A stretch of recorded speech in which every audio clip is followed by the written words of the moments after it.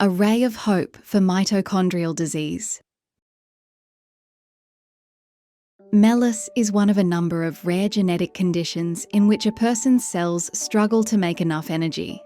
As a result, people with MELAS often face extreme fatigue, muscle weakness, strokes, and a host of other symptoms. There is no cure yet, and treatments focus on managing problems as they show up.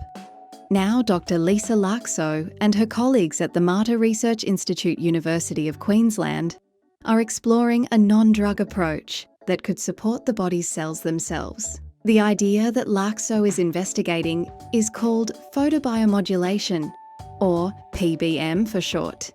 PBM uses safe, carefully selected light wavelengths to stimulate mitochondria, the powerhouses inside our cells.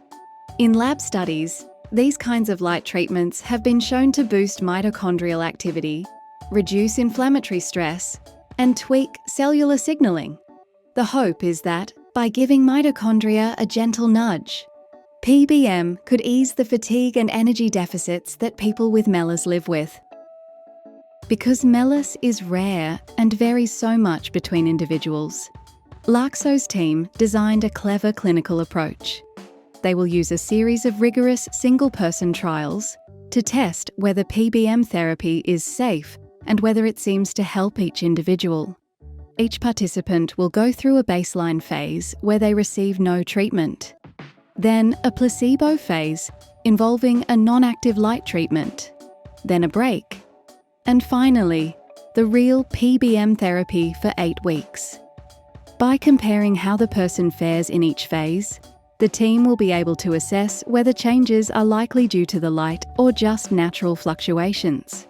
Participants will use an LED device at home that emits blue light, red light, and near-infrared on their thighs, calves, and abdomen. The device is a medically approved model, and safety is one of the study's core priorities.